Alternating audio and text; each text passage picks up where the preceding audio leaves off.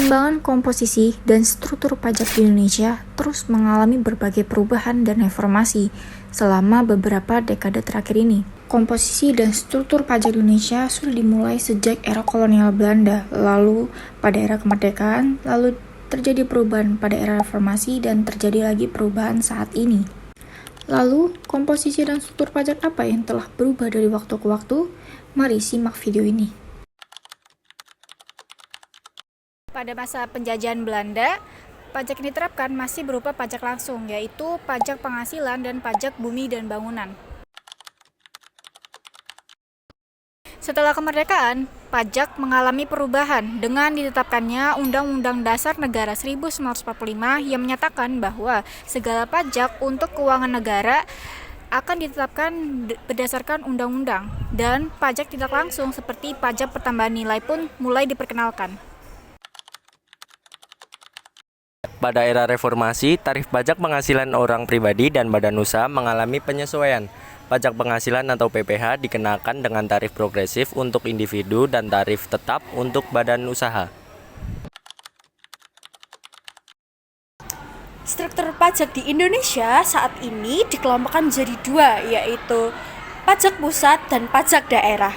Pajak pusat terdiri atas pajak penghasilan, yang kedua ada pajak pertambahan nilai, yang ketiga, pajak penjualan atas barang mewah. Yang keempat, pajak bumi dan bangunan. Dan yang terakhir adalah bea cukai. Sedangkan pajak daerah terdiri atas pajak kendaraan bermotor, lalu ada pajak atas hotel dan restoran, pajak reklame, dan pajak hiburan. Lalu, bagaimanakah komposisi pajak di Indonesia saat ini? Pada saat ini, komposisi pajak di Indonesia, presentasenya dari data Pusat Badan Statistik, didominasi oleh pajak penghasilan. Nah, pajak penghasilan ini mendominasi dari setengah pendapatan terbesar dari pajak yang ada di Indonesia. Lalu disusul oleh pajak pertambahan nilai dan pajak untuk barang mewah. Maka dari itu, pemerintah gencar untuk mempromosikan agar para pekerja membayar pajak dengan taat. Lalu bagaimana perbandingan pajak di Indonesia dengan negara lain? Ternyata pajak di Indonesia lebih rendah dari negara-negara ASEAN.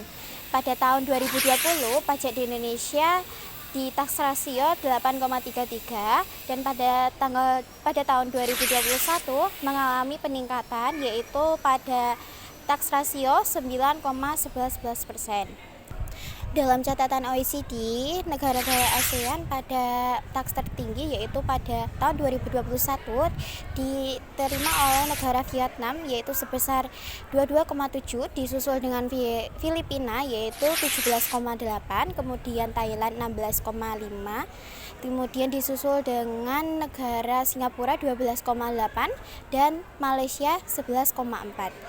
Sementara rata-rata tax rasio negara ASEAN pada 12%.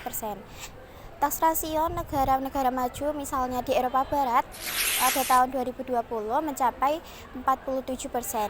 Misalnya Prancis 47,2, kemudian Denmark itu 47,1 dan Belgia 5,2, kemudian disusul dengan Swedia 43,3 dan Italia terakhir. Di Italia tax rasionya 43,1. Lalu, bagaimana dampak pajak ini bagi negara Indonesia? Di Indonesia, tax rasio cenderung lebih rendah dibandingkan dengan beberapa negara ASEAN lainnya. Berikut adalah beberapa dampaknya. Yang pertama, keterbatasan anggaran untuk pembangunan. Yang kedua, ketergantungan pada utang. Yang ketiga, ketidakstabilan ekonomi. Yang keempat, inefisiensi dan ketidakadilan dalam distribusi pajak.